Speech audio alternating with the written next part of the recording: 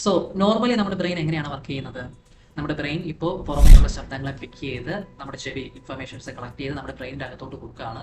So ഈ ബ്രെയിനിൻ്റെ അകത്ത് നമുക്ക് പെട്ടെന്ന് മനസ്സിലാക്കാൻ വേണ്ടി രണ്ട് സിസ്റ്റങ്ങളുണ്ടെന്ന് വയ്ക്കാം.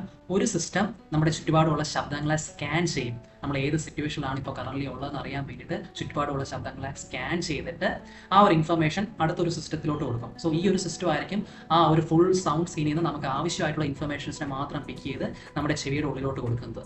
ഓക്കെ, അതായത് വരുന്ന ശബ്ദങ്ങളെ അനലൈസ് ചെയ്ത് സെഗ്രിഗേറ്റ് ചെയ്ത് ആവശ്യമുള്ളത് ഏത്, ആവശ്യമില്ലാത്ത ശബ്ദങ്ങൾ ഏത് എന്നൊക്കെ അനലൈസ് ചെയ്തിട്ടായിരിക്കും ഈ ഇൻഫർമേഷൻസ് നമ്മുടെ ബ്രെയിൻ നമ്മുടെ ചെവിയുടെ ഉള്ളിലോട്ട് കൊടുത്ത് ഓക്കെ ഇതാണ് ശ്രദ്ധിക്കേണ്ടത് എന്നുള്ള കാര്യങ്ങളൊക്കെ ബ്രെയിൻ പറഞ്ഞു കൊടുക്കുന്നത്. ഓക്കെ, സോ ഇതേ വർക്കിംഗ് രീതിയാണ് ഓട്ടിക്കോൺ എന്ന് പറയുന്ന ബ്രാൻഡ് അവരുടെ റീസെന്റ് ഹിയറിംഗ് എയ്ഡ്സിൽ ഡീപ്പ് ന്യൂറൽ നെറ്റ്വർക്ക് അല്ലെങ്കിൽ ബ്രെയിൻ ഹിയറിംഗ് എന്നൊക്കെ പറഞ്ഞ ടെക്നോളജി വെച്ച് അവർ കൊണ്ടുവരാൻ ശ്രമിച്ചിട്ടുള്ളത്. ഓക്കെ, അപ്പോൾ ഈ ഒരു ഡീപ്പ് ബ്രെയിൻ ഹിയറിംഗ് അല്ലെങ്കിൽ ഡീപ്പ് ന്യൂറൽ നെറ്റ്വർക്ക് എന്ന് പറയുന്നത് ഒരു ഫീച്ചർ അല്ലെങ്കിൽ എന്ന് പറയുന്ന ഒരു ടെക്നോളജി ഹിയറിംഗിലോട്ട് വരുമ്പം വരുന്ന മാറ്റം എന്താണ് എന്ന് ചോദിച്ചാൽ, ഫോർ എക്സാമ്പിൾ എനിക്ക് വീട്ടിൽ ജോലി ചെയ്യാൻ വേണ്ടിയിട്ട് വീട് അടിച്ചു വരാൻ വേണ്ടി ഒരു റോബോട്ടിന്റെ ആവശ്യമുണ്ട്. സോ ഞാൻ 2 റോബോട്ടുകളെ മേടിച്ച് വയ്ക്കാണെന്ന് നോക്കിയാൽ, ഒന്ന് പഴയ ടെക്നോളജി യൂസ് ചെയ്യുന്ന വർക്ക് ചെയ്യുന്ന റോബോട്ടുകൾ, ഒന്ന് ഡീപ്പ് ന്യൂറൽ നെറ്റ്വർക്ക് യൂസ് ചെയ്ത് വർക്ക് ചെയ്യുന്ന റോബോട്ട്. ഓക്കെ, സോ ഒരു പഴയ ടെക്നോളജി യൂസ് ചെയ്ത് വർക്ക് ചെയ്യുന്ന റോബോട്ടിന്റെ കാര്യം എടുക്കുകയാണെങ്കിൽ ഞാൻ അവരെ ഓൾറെഡി പറഞ്ഞു കൊടുക്കണം. ഓക്കെ, നീ ഇങ്ങനെ കുഞ്ഞു തരിതരിയായിട്ടുള്ള പൊടികൾ കാണുകയാണെങ്കിൽ ചൂല് വെച്ചടിച്ചാൽ മതി,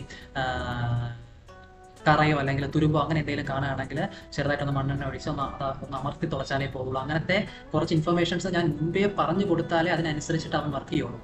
but deep neural network use ചെയ്ത് വർക്ക് ചെയ്യുന്ന റോബോട്ട് ആണെങ്കിൽ അവൻ മുൻപേ കാര്യങ്ങൾ പഠിച്ചിട്ടായിരിക്കും വന്നിരിക്കുന്നത്. ഇതുപോലത്തെ സിറ്റുവേഷനിൽ നിന്ന് ഓരോ കറകളും ആൾക്കാർ എങ്ങനെയാണ് മാറ്റുന്നത്, ഓരോ പൊടികളും ആൾക്കാർ എങ്ങനെയാണ് റിമൂവ് ചെയ്യുന്നത് എന്നുള്ളത് കണ്ട് പഠിച്ച് എക്സ്പീരിയൻസ് ചെയ്ത് പഠിച്ചിട്ടായിരിക്കും അവൻ ഓൾറെഡി വന്നിരിക്കുന്നത്. സോ ഞാൻ ഓൾറെഡി കുറേ ഇൻഫർമേഷൻസ് കൊടുക്കേണ്ട കാര്യമില്ല, അവൻ തന്നെ എല്ലാം കണ്ടറിഞ്ഞങ്ങ് ചെയ്തു.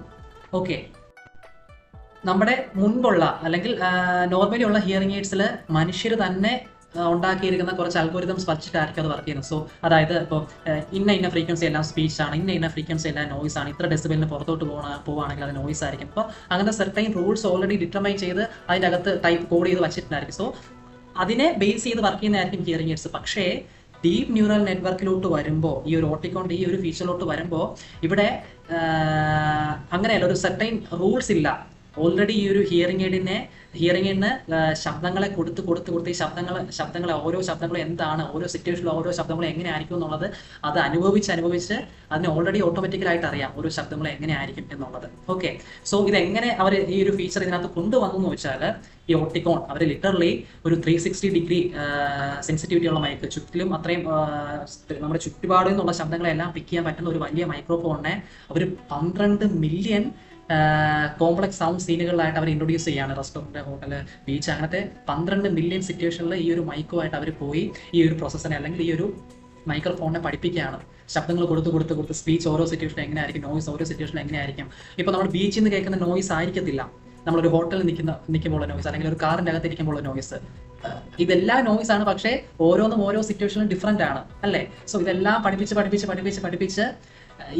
ഇവൻ ഓട്ടോമാറ്റിക്കലി സൗണ്ടുകളെ സ്കാൻ ചെയ്തിട്ട് ഇവൻ ഓട്ടോമാറ്റിക്കലി ബാക്ക്ഗ്രൗണ്ട് നോയ്സിനെ അപ്പാടെ കുറയ്ക്കുകയല്ല അവിടെ ചെയ്യുന്നത്. ബാക്ക്ഗ്രൗണ്ട് നോയ്സും അവിടെ കാണും, നമുക്ക് ആവശ്യമുള്ള ഇൻഫർമേഷൻസിനെയും ഇവൻ പിക്ക് ചെയ്യും. അതായത് നമ്മുടെ ചുറ്റുപാട് എന്തൊക്കെ നടക്കുകയാണെന്നുള്ള ശബ്ദങ്ങളെല്ലാം ഇവൻ പിക്ക് ചെയ്യും, പക്ഷേ അതെല്ലാം ബാക്ക്ഗ്രൗണ്ടിൽ നിൽക്കത്തേ ഉള്ളൂ, അതിനെ അപ്പാടെ കുറയ്ക്കത്തില്ല. ഇതെല്ലാം നമ്മൾ കേൾക്കുകയും ചെയ്യും. അറ്റ് ദ സെയിം ടൈം നമുക്ക് ആവശ്യമായിട്ടുള്ള ഇൻഫർമേഷൻസും നമുക്ക് കിട്ടിക്കൊണ്ടേയിരിക്കും. ഞാൻ ഈ പറഞ്ഞത് എത്രത്തോളം നിങ്ങൾക്ക് മനസ്സിലായി എന്നുള്ളത് എനിക്കറിയില്ല, സിമ്പിളായിട്ട് പറയാനാണ് ശ്രമിച്ചത്. ഇത്രയേ ഉള്ളൂ. ഡീപ്പ് ന്യൂറൽ നെറ്റ്വർക്ക് എന്ന് പറയുന്നത് ഞാൻ മുൻപ് ഫൊണാക്കിൻ്റെ ഓട്ടോസെൻസ് പറഞ്ഞ പോലെ തന്നെ ഒരു ആർട്ടിഫിഷ്യൽ ഇൻ്റലിജൻ്റ് ആയിട്ടുള്ള ഒരു പ്രോസസ്സറാണ്. ചുറ്റുപാടുള്ള ശബ്ദങ്ങളെ പിക്ക് ചെയ്ത് ഈ പറഞ്ഞ പോലെ ആ ഒരു ബിയറിന് ഹിയറിംഗ് എയ്ഡ് യൂസ് ചെയ്യുന്ന ആൾക്ക് ആവശ്യമുള്ള ശബ്ദങ്ങൾ മാത്രമല്ല ആവശ്യമില്ലാത്ത ശബ്ദങ്ങളെയും കൊടുക്കും. പക്ഷേ അതൊരിക്കലും ഡിസ്റ്റോർട്ട് ആവില്ല, അതൊരിക്കലും അദ്ദേഹത്തിന് ഒരു ബുദ്ധിമുട്ടാകില്ല. Okay, so these hearing aids learn to recognize each type of sounds. ഓരോ ടൈപ്സ് ഓഫ് സൗണ്ട്സിനെയും റെക്കഗ്നൈസ് ചെയ്യും. ഓൾസോ ഓരോ സൗണ്ടുകളുടെ ഇമ്പോർട്ടൻസും ഇവ പഠിച്ചു വച്ചിരിക്കും. മനസ്സിലായോ? ഓരോ ശബ്ദങ്ങളും റെക്കഗ്നൈസ് ചെയ്യും, അതുപോലെ തന്നെ ഓരോ ശബ്ദങ്ങളുടെ ഇമ്പോർട്ടൻസും അത് പഠിച്ചു വച്ചിരിക്കും. ഫോർ എക്സാമ്പിൾ നമ്മളിപ്പോൾ ഒരു ബീച്ചിലൊക്കെ പോകുമ്പോൾ നോയ്സിനെ കട്ടാക്കാന്ന് പറഞ്ഞാൽ പിന്നെ എന്തിനാണ് ബീച്ചിൽ പോയിരിക്കുന്നതല്ലേ? കാരണം അവിടെ വരുന്ന കാറ്റ് നോയ്സാണ്, തിരമാലകളുടെ ആ ഒരു വേവ് നോയ്സാണ്. പക്ഷെ ഇതിനൊന്നും അപ്പാടെ കട്ടാക്കിയത് കൊണ്ട് അവർക്ക് ആ ഒരു ഫുൾ സൗണ്ട് സീൻ എക്സ്പീരിയൻസ് ചെയ്യാൻ പറ്റില്ല. ഇതെല്ലാം അവിടെ വേണം, എങ്കിലേ അദ്ദേഹത്തിന് നാച്ചുറൽ ആയിട്ടുള്ളൊരു ഹിയറിംഗ് കിട്ടുള്ളൂ. സോ സിംപ്ലി അതാണ് ഓട്ടിക്കോൺ എന്ന് പറയുന്ന ബ്രാൻഡ് ഈ ഒരു ഡീപ് ന്യൂറൽ നെറ്റ്വർക്ക് കൊണ്ട് ഉദ്ദേശിച്ചിരിക്കുന്നത്. Natural sound, more natural sounds. അപ്പോൾ ഇത് തന്നെയല്ലേ ഓട്ടോസെൻസ്? ഞാൻ മുമ്പത്തെ വീഡിയോസിൽ ചെയ്ത ഫൊണാക്കിൽ ഓട്ടോസെൻസ് എന്ന് പറയുന്ന ഫീച്ചറും ഇത് തന്നെയല്ലാണ് നീ മുമ്പത്തെ വീഡിയോസിലും പറഞ്ഞത്. ഓട്ടോസെൻസ് എന്താ ചെയ്യുന്നത്? ഈ പറഞ്ഞ പോലെ ഫൊണാക്ക് പുറമേയുള്ള ചുറ്റുപാടിനെ സ്കാൻ ചെയ്യുന്നു, അവരുടെ പ്രോഗ്രാമിംഗ് ഓട്ടോമാറ്റിക്കലി മാറിക്കൊണ്ടിരിക്കുന്നു. ഡീപ് ന്യൂറൽ നെറ്റ്വർക്കും അങ്ങനെയാണ് ചെയ്യുന്നത്. പുറമേയുള്ള ശബ്ദങ്ങളെ സ്കാൻ ചെയ്യുന്നു, അതിനനുസരിച്ച് പ്രോഗ്രാമിംഗ് ആയിട്ട് മാറത്തില്ല, ബട്ട് നമ്മുടെ സൗണ്ട് സീനുകൾക്ക് അനുസരിച്ചിട്ട് സൗണ്ടും സ്പീച്ചിലും തമ്മിലുള്ള വ്യത്യാസങ്ങൾ, സൗണ്ട് കൂടുതൽ കൊടുക്കുക, സ്പീച്ച് കൂടുതൽ കൊടുക്കുക, നോയ്സ് കുറയ്ക്കുക, അത് തമ്മിലുള്ള വ്യത്യാസങ്ങൾ അവർ ചേഞ്ച് ചെയ്തുകൊണ്ട് അതിനനുസരിച്ചിട്ട് വർക്ക് ചെയ്തുകൊണ്ടേയിരിക്കും. സോ രണ്ടും സെയിം തന്നെയല്ലേ? ആണ്, രണ്ടും സെയിം ആണ്.